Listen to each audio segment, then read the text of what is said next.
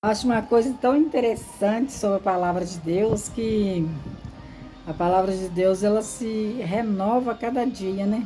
Você pode ler um versículo hoje, daqui a vários anos, você lê um versículo novamente, você vai extrair algo de mais importante ali. Sempre é assim, cada vez que você vai estudando as partes da Bíblia, mais você vai aprendendo a interpretar, o Espírito Santo vai te dando sabedoria e também você vai extraindo aquelas coisas interessantes para sua vida. Às vezes você está lá caído, né, assim, cabisbaixo, sem motivação. Aí você ouve, né, ou lê um trecho da Bíblia, ouve um hino inspirado na Bíblia, e aí você muda, né, de pensamento, sua mente se fortalece, o seu interior, a sede das emoções se fortalece e você dá aquele pulo. Uma vez eu vi uma irmã contando testemunho na igreja, eu achei assim, eu fiquei prestando atenção. É uma mulher muito rica, uma irmã muito bonita, muito rica, assim, bem de vida, sabe? Considerada bem de vida. Tinha um enorme restaurante, mas só que ela veio perder o esposo dela, que ela amava demais. Aí ela disse o seguinte, que tinha dinheiro, precisava pôr mercadoria no restaurante, né? Comprar os cereais para fazer a comida. Diz ela que não tinha força de encomendar uma bala. Aí você pode pensar assim, mas isso é tão simples. Não. Se a gente não abrir o olho, as dificuldades da vida, os ataques que vêm espirituais, pode nos afastar da crença em Deus, nos deixar sem forças, sem motivação de continuar. Porque a intenção do mal, as flechas do mal, é para atacar, para tirar as forças do cristão. Porque se o cristão parar, vai continuar sendo pregado o evangelho, mas é menos um que vai fazer parte dessa obra tão linda, que é a obra da evangelização. E o mundo, as pessoas que não crê em Deus, ou que crê uma crença estranha, que faz a coisa errada e acha que está glorificando a Deus. Por que eu estou falando assim? Por causa do caso lá de Saulo, lembra? Saulo, ele achava que perseguia os cristãos, prendia, machucava, veio até matar alguns. Ele pensava que estava glorificando a Deus, porque tem gente que espiritualmente está cego, a sua mente está cauterizada e ele não consegue ter o esclarecimento do Espírito Santo que diz: ide por todo mundo, pregai o evangelho a toda criatura. E aquele que crê será salvo, mas aquele que não crê já está condenado. Eu quero até incluir a minha irmã nesse vídeo, que ela disse sobre a live, né? Ela sempre faz live, a Olivia, lá no TikTok, ela sempre faz live e fazendo as coisas para glorificar a Deus. Então eu falei com ela, até estou falando assim com vocês também.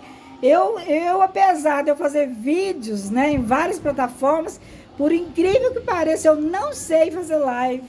E quando ela entra na live, eu não sei entrar na live dela. Eu não sei, assim, ainda não aprendi.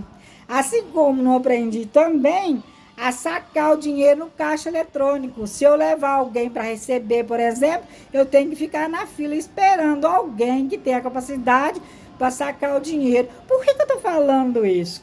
Porque o evangelho é pregado por qualquer tipo de pessoas. Desde que ele fala, eu quero pregar. O apóstolo Paulo disse, há tempo e há fora de tempo, pregar o evangelho. Porque alguém falou que tinha alguém falando em nome de Jesus. E ele disse, pregai. Está pregando o evangelho? Pode pregar. Agora, tem um porém. Se eu pregar e não viver o que eu estou pregando, eu também não vou morar no céu. Às vezes você que está aí, fazendo tudo de errado, coisas hediondas, entra no céu e eu não entro, se eu não abrir meus olhos. Porque o reino do céu, gente, é tomado por esforço. Cada dia você tem que estar convertendo mais.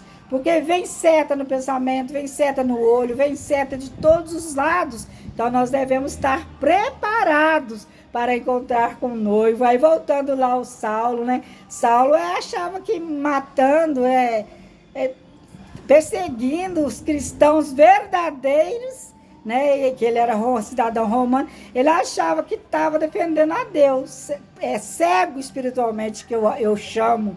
E aí, por que eu estou falando isso? Porque muitas pessoas, né, eles conhecem a Bíblia, né, melhor do que eu, mas não vivem o que está escrito ali.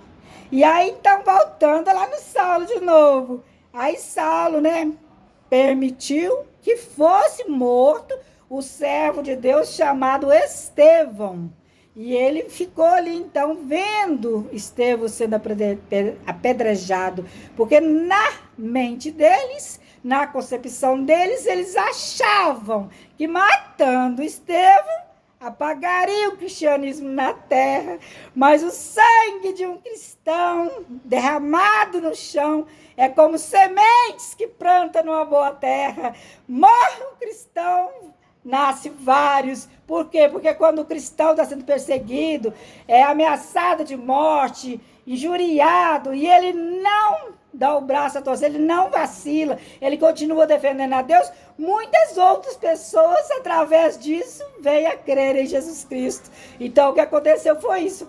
Estevão foi apedrejado, pediu a Deus que perdoasse o povo, porque o povo não sabia o que estava fazendo, porque estão cegos espiritualmente, chama mente cauterizada, sabe que está no erro, mas quer fazer gracinha, continuar fazendo erro. E aí depois, então, Saulo converteu, passou a ser Paulo e começou a pregar o evangelho de Jesus Cristo. E é claro que ele nunca esqueceu da morte de Estevão, sempre lembrava, né? Mas Estevão, na hora da morte dele, ele perdoou. Então eu também te perdoo em nome do Senhor Jesus Cristo. Eu te perdoo em nome do Senhor Jesus Cristo. Eu te perdoo em nome do Senhor Jesus Cristo. Porque o cristão é assim, mesmo que ele é abusado, afrontado, criticado, invejado, ele tem que orar por essas pessoas, porque eles não sabem o que fazem.